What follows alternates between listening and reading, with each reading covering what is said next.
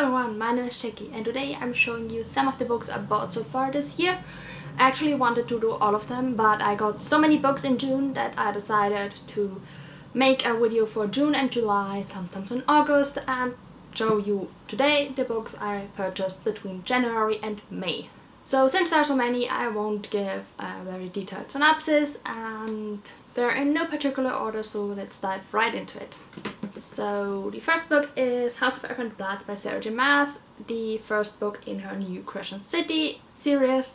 Yeah, really I don't know much about it because it's Sarah J Maas, I just want to read it. But it's a Fae story once again, and it's a really big one and I really need to get to reading this.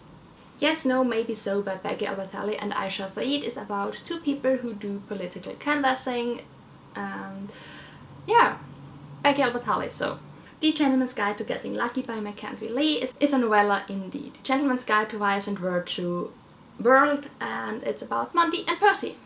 Solitaire by Alice Oseman was her debut novel.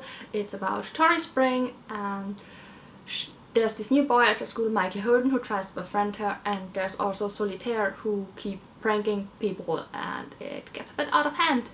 Infinity Sun by Adam Silvera is Adam Silvera's first fantasy book. It's about two brothers. One of them I think wants magic, but the other has it. So Bonecryer's Moon by Catherine Purdy. This was in a fairy loot box, and it's about Alice and Sabine, who are both Bonecryers, which means it's their job to ferry the dead souls to the afterlife, and it's about Bastien, whose father was killed by a Bonecryer and now he wants revenge. The Unlikely Escape of Uriah Heep by H.G. Perry, this is the German edition, is about two brothers. One of them has the ability to read characters out of books, and because of that they get into a bit of trouble and his brother helps him. So Venom by Bex Hogan is the second book in the Isle of Storm and Sorrow series, and I really enjoyed the first one. It's about Marianne, who is the daughter of the pirate king called the Viper. And yeah, I really like the first one. Camp by L.C. Rosen is about two boys who meet at a queer summer camp, and it deals heavily with the topic of toxic masculinity in the queer community. Date Me Bryson Keller by Kevin Van Wy is about two boys. One of them, Bryson Keller, is part of a dare. Each Monday morning the girls will ask him on a date. The first girl who asks him on a date, he will have to date until the end of the school day on Friday. And one week Kai asks him. The Gravity of Us by Phil Stamper. It's about two boys who meet at NASA because a parent of each of them is selected for a mission to fly to Mars.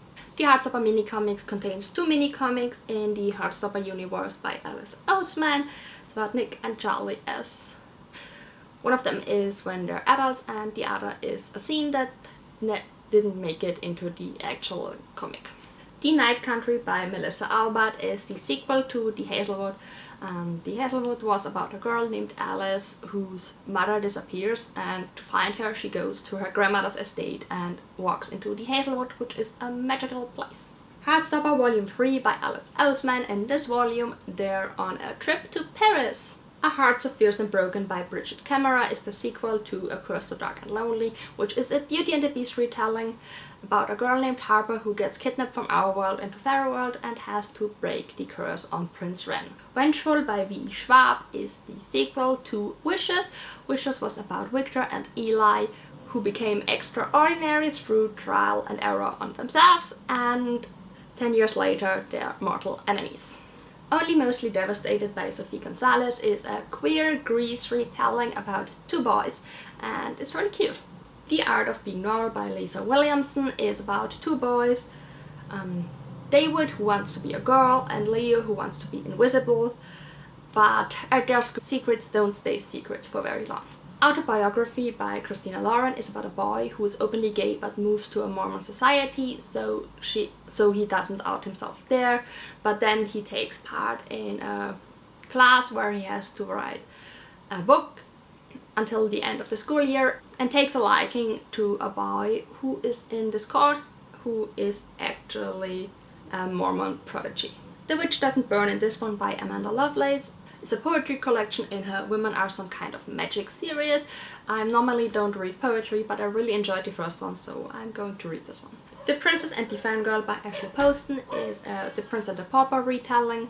It's about Imogen, who plays the Princess Amara in the movie, and about Jessica, who is just a big fan of the movie, and they both look very much alike. But when a script for the show is leaked, they trade places so that they can figure out who leaked it. Superman Dawnbreaker by Matt De La Peña is the 4th book in the DC Icons series, and this of course tells the tale of Superman as a teenager. God's Grave by Jay Kristoff is the 2nd book in the Nevernight trilogy, and it's about Mia, who becomes an assassin to take revenge for the death of her family. The Poppy War by R.F. Kuang, this is the German edition, is about Rin, who becomes a warrior for her country, but along the line discovers that she has the ability to connect with the gods and use their powers. I know, that was a very bad synopsis for that book, but we'll just go with it. Next books are For We Are Many and All These Words by Dennis E. Taylor, which are the 2nd and 3rd book in the Bobbyverse.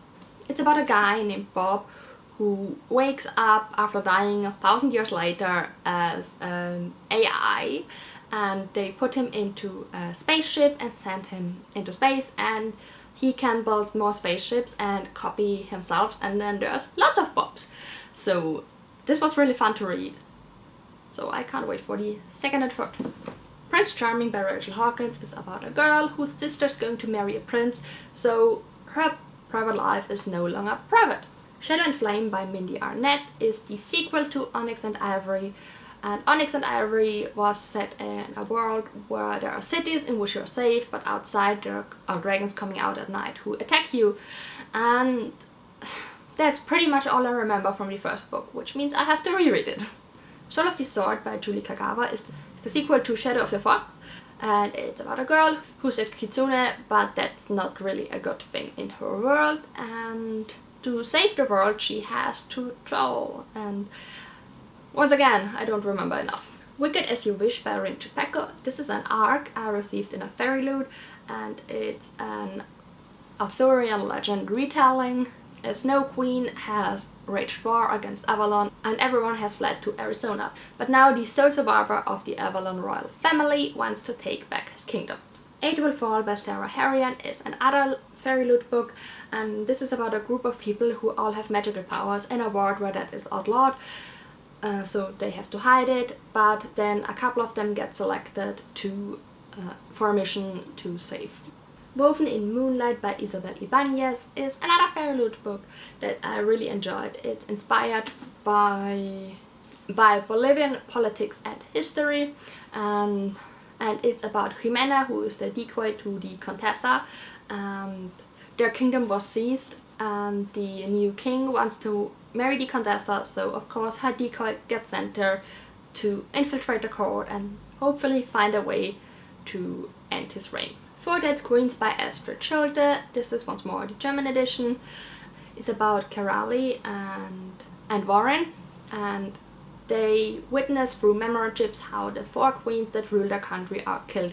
So they go to the palace to hopefully help solve the murder.